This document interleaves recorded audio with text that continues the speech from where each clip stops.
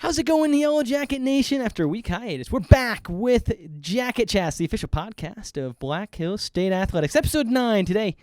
I, your host, Bryce Johnson, am joined by Ellie Moore of the women's basketball program. Ellie, thanks for taking the time. How are you today? I'm doing great. Thank you so much for having me.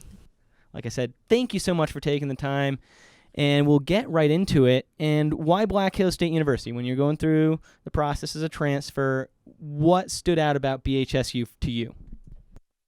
Well, I remember initially when I had come on my first visit, the way that the coaches made this place feel like a home, and when they were taking me around the campus, I remember I think every single faculty member that was around had stopped and talked to me and made a point to get to know me. And at that point, I kind of just knew that this was where I wanted to be because it felt like home to me. So, yeah. Yeah, absolutely. And I kind of alluded to it. You came here to Black Hills State as a transfer from UCCS, so not just a transfer, but an in-conference transfer in the RMAC. What was the process like, and how did it differ from your undergrad recruiting process, here, I mean? Yeah, the process obviously is not the most fun one when you're in it. I remember that going into college. I mean, it is obviously really cool to get to know these teams, getting to know the coaches. And I mean, Nori and Coach B made that super easy for me, as well as all the other coaches that I spoke to when I was in the process. But I do remember it was a bit easier because I knew kind of what I was looking for since I had already been in college a couple of years playing basketball. So that was nice. I kind of knew what I wanted out of a coach, what I wanted out of a program. Ultimately, Black Hills checked all of those boxes for me. So that's kind of why I chose to come here and what made that process a little bit easier for me the second time around. Yeah, and before we get back to Coach Nori, because you mentioned him in that answer there, now Gracie Hanneberg, has followed you here to Black Hills State as a transfer from also UCCS. What impact did you have on that process, and what's it like playing with her again? I love Gracie.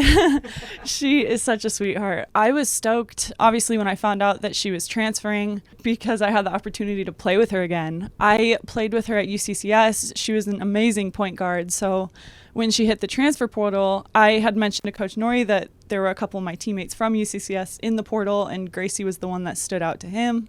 And so it was really awesome getting to hear about her recruiting process, and I got to tell her a bit about Black Hills and why I loved it here, and just having the opportunity to have her come back and be my point guard again, or guard, or whatever position you want to call her. Yeah, it was just awesome to be able to play with her again. Even just as a person, having her back in the same state as me was really nice.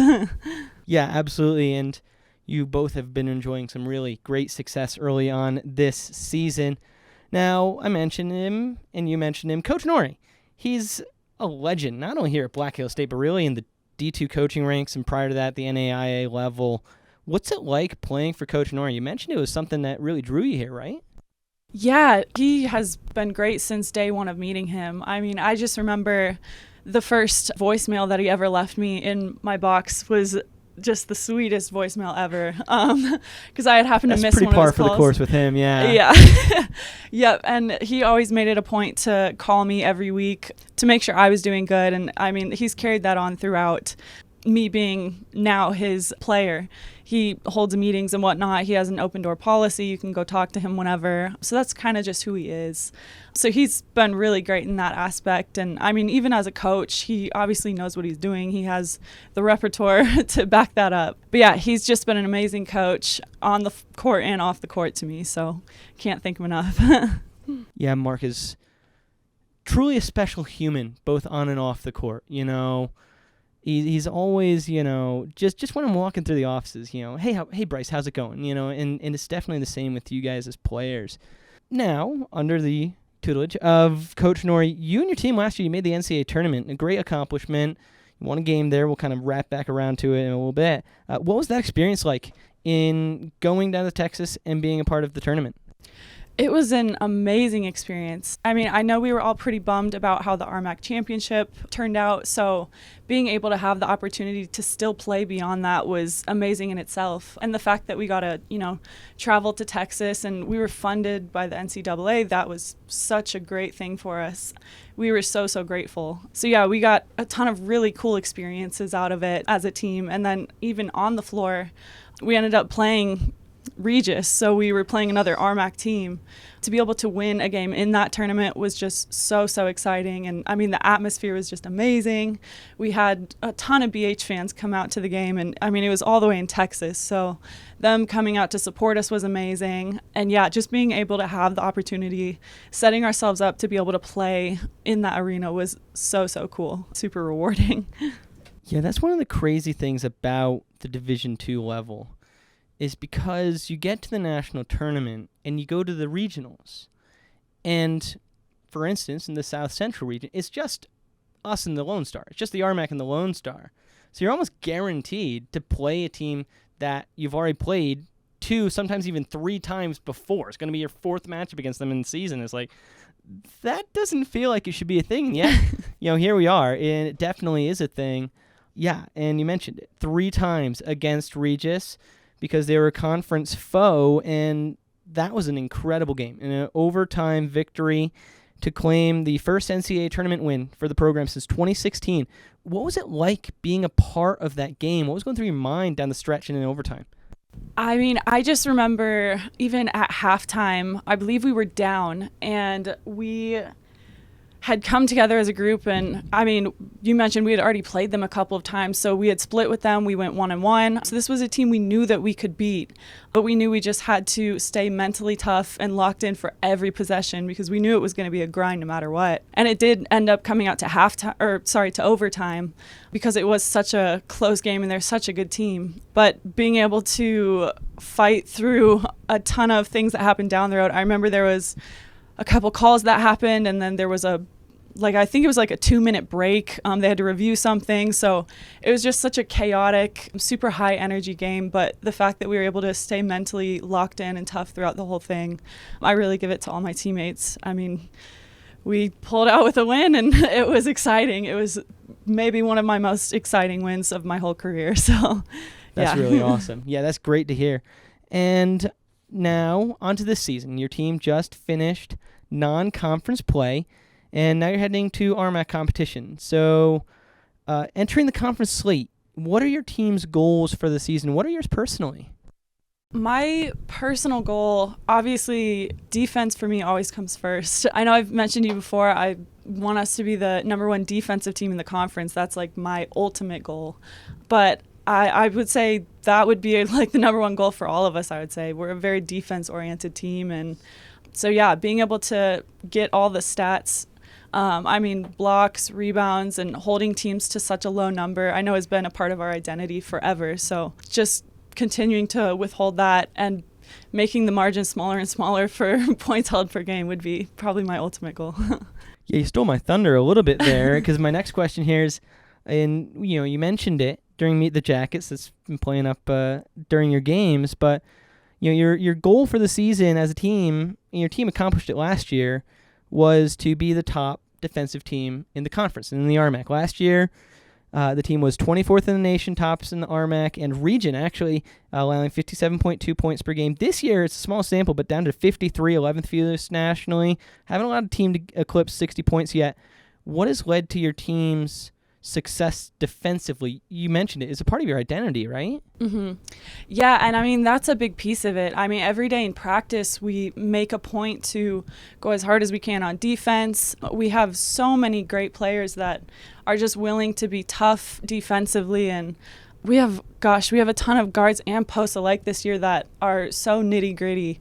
And so going against those players every day and defending these really good players, it makes us better defensively.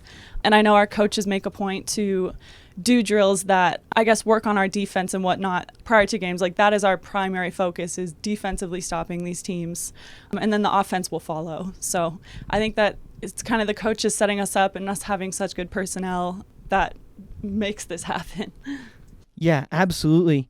And now there's obviously a lot of different factors, that have led to your ladies' success on the defensive end, but it makes everybody else's lives a little bit easier when you have that presence in the paint. As a shot blocker in 2021-22 women's basketball team here at BH averaged 1.4 blocks per game as a team. Over the last season and couple of games, the team's average is up to 2.5, and that is largely accounted for by your production in that statistic. So what do you think makes you such a great shot blocker? What's kind of your mentality there? Well, thank you. Honestly, I think it really just has to do with my teammates. Like, they set me up for success. They talk to me, tell me when they're beat, and then that helps me get the help side. And I mean, everybody has to know rotation. So when I get into help, people help the helper. So I think trust is like the biggest thing. So I can trust my teammates to cover my girl so that I can help theirs, and they can trust me to help theirs when they get beat. And so that's a big thing that we emphasize is, building that trust. And we even do that with, full court defensive pressing, and even in the half court. Again, we just emphasize trusting your teammates, and I love that they trust me and I trust them to help me. So I think that's what makes it so successful. Yeah, the proof is in team success, as alluded to. Nobody's scored 60 points against you guys yet. Now, obviously, you've talked so much about the defensive end of the floor, but let's not forget there's also the offensive side. The point of basketball is to score more points than the other team, and, you've taken on a bigger scoring role this year. It's really something that kind of started around the second half of last season. What has led to your increased aggressiveness and success on the offensive end? I really feel like it's twofold. I mean, number one, the coaches have been super important in that. They've been instilling a lot of confidence in me, being able to get extra reps in with coaches outside of practice. They've helped me so much just with my finishes and getting confidence in my shot, because I don't shoot too much on the outside, and they're always telling me to shoot more. So that's always a really great feeling. It still is a lot of confidence in me and allows me to go be myself and score and whatnot. But I would also say it has to do with, I have such good teammates that, one, they're so great about getting me the ball, passes and whatnot, but also there's such great threats on the outside, like shooting. I know we had a great shooting game last game, and just the fact that they're able to shoot so well draws the defense out and allows it to be so open on the inside. And even the other posts, they're also such defensive threats that it's like, who are they going to guard? Like, they're going to have to choose one or the other. So if they choose one person, then it leaves the other person open. So, I really have to give it to them for opening up the floor and allowing that type of stuff to happen. So, yeah. Yeah, definitely those, a lot of that two post player system here at Black Hill State with three shooters around, whether it's you and Alessia, you and Morgan when she plays the stretch four, or you and Haley, you always have, and you ladies always have two post presences on the floor, which I think is tough for a lot of teams to match up, especially at this level. Now, as a team, you're an incredibly balanced team offensively. 4 games, 4 different leading scorers. What's the team's mentality offensively that has led to that balanced attack? Well, we always say that it starts with defense. So I think once we get our defense going, our offense just flows with it. And it's the same as the defense. We like to be super tough, like that's our identity. And so offensively, a lot of times it's a lot of attacking the basket and getting layups. So it's that same type of toughness, I think, that gets our offense going. And then as we attack and kick out, we have some great shooters on the outside, and attacking allows them to get open. They start making shots, and basketball is a game of runs, so it's really nice when we can start to get everything flowing. But yeah, again, it really just starts with our defense. Everything starts with our defense, so yeah. Yeah, that's great. Now, on to the games to themselves. Before the holiday, before Thanksgiving, you and your team played in the first ever Women's East-West Challenge. They've been doing it for a few years on the men's side. What was it like competing in such a neat little tournament in the East-West Challenge? Playing in this tournament was super cool. It's like Nori said, we saw a couple of teams that we've seen in prior years, and so it was really cool for him to see how we matched up against them this year. But again, these are all some really tough teams, and so it was really nice to be able to see some tough teams before we get into season, and to be able to work on some things post-game and see what we need to do better, what we did well, what not. But again, these were just some really tough teams. They had some really good posts, some really good shooters on the outside. So being able to see how we match up against these teams was a really good opportunity, I'd say. Yeah, you guys came away with a split. You beat a much improved, University of Sioux Falls team from a season ago, and then lost a really, really good one to a very tough Northern State team. What did you learn about yourselves in those 2 games? Gosh, I mean, obviously our defenses was really good during both of those games. We held the teams to the points that we wanted to, but we did realize that we needed to focus on some things offensively. So we got a few offensive things going. But, I mean, it really just showed us that we're very mentally tough. I mean, we're just a tough team because these were both super close games. And I think one we ended up pulling away a bit. But, yeah, it was super close games. So being able to be in those situations again and see that, you know, we can compete when we're down. We can compete when you're playing against really good teams, both on the inside and the outside. It really just showed us what we're capable of, I would say. Yeah, that's outstanding. And then on Monday, it was Mines Day. You have been able to experience that rivalry a couple of times now, twice here in Spearfish, once down in Rapid. You know, before that, you kind of got to see it from afar. What's it like being a part of such a storied showdown? What does it mean, like a little extra now that you're here at BH and a part of it? Yeah, it was really cool. They did that documentary or whatnot. I think it was the year before I got here. So I was able to watch it before I came in. Oh, nice. So I was already pretty amped up for that game. But yeah, it was such an exciting game. Every time we play them, it's so exciting. I know it's always a big game for Nori, as it is for the whole team, really. But yeah, it's so cool. I mean, the girls are obviously so nice on both ends. But once we get on the floor, it's it's a tough one. It's always close. I feel like it is always close between the two of us. But yeah, it was really cool to be able to experience the atmosphere. I mean, you have all of the Mines fans that come to the game. You have all the BH fans that come to the game. So experiencing that rivalry, not even just on the floor, but off the floor, was really cool. But yeah, it's always such an exciting game. And you always have to be super mentally locked in the whole game. So yeah, it's just a great experience overall, I'd say. Yeah, sometimes the matchup in the stands is even more competitive than the matchup on the court itself. No kidding. And the Spearfish community, you kind of mentioned its involvement in the BH versus SD Mines rivalry, but it really does go across all sports here at BH and BH athletics, and specifically BH basketball. It's almost second to none, the environment that is created here by the Black Hill State fans. It's something that's really special here. So what's it like playing in front of these fans and in that environment that they help create?